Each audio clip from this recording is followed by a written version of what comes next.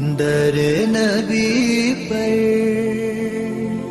پڑا رہوں۔ ناظرین، چوتھی زیارت جوار سلمان الفارسی۔ سلمان الفارسی رہنے والے فارس کے، اور آپ کا باپ مجوسی تھا، آگ کی پرستش کرتا تھا، آپ کو اس کام پر مجبور کرتا تھا، لیکن کبھی بھی آپ سیٹسفائی نہیں تھے اس کام سے۔ کہ آپ کا یہ کانسیپٹ تھا کہ مطلب آگ کیسے خدا ہو سکتا ہے، میرا باپ غلط کر رہا ہے۔ باپ کی چنگل سے بچ بچا کر آپ چلے گئے ملک شام، اور عیسائی مذہب کو آپ نے قبول کیا تھا، اس لیے مختلف پادریوں کے ساتھ رہ کے مذہب عیسائیت کے بارے میں یہ سیکھتے رہے ہیں۔ موصل، نصیبین، عموریہ، ان خطوں میں ان کا قیام رہا پادریوں کے ساتھ۔ آخری پادری جو تھا عموریہ کا تھا، وہ جب مرنے لگا تو آپ نے وصیت طلب کی کہ بابا تو دنیا چھوڑ کے جا رہا ہے، میری رہنمائی کون کرے گا، کس کے ساتھ میں رہ کر مذہب عیسائیت کے بارے میں سیکھتا رہوں گا۔ اس نے کہا بیٹا دیکھ، روئے سرزمین پر ہمارے مذہب کا کوئی پادری نہیں جس کا پتہ میں تجھے بتاؤں۔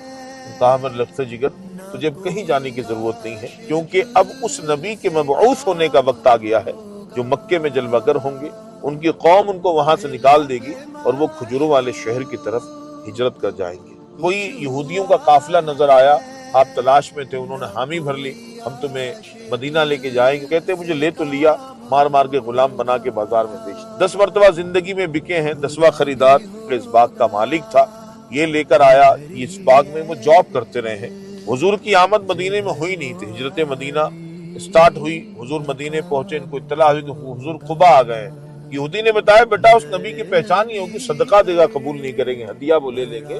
بچ بچا کر کھجور خرید کر قبا پہنچے اور کہا ہے اللہ کے بندے میں آپ کے لیے صدقہ لایا ہوں۔ حضور نے لیا کھایا نہیں۔ سیکنڈ مرتبہ حاضری ہوئی تھی، میں آپ کے لیے ہدیہ لایا۔ حضور نے لیا، کھایا، صحابہ کو فرمایا تم بھی شامل ہو جاؤ۔ کہتے 2 نشانیاں واضح ہو گئی، میں مطمئن ہو گیا، مہر نبوت پہ نظر پڑی ہے، مسلمان ہو گئے۔ یہاں پہ جاب بھی کرتے تھے، بچ بچا کے حضور کے پاس جاتے، قرآن حدیث بھی سیکھا کرتے تھے۔ بس کیا تھا، حضور صلی اللہ علیہ وسلم نے آزاد ہونے کی ترغیب دی، اس کو پتا تھا پشت پناہی محمد صلی اللہ علیہ وسلم کر رہے ہیں۔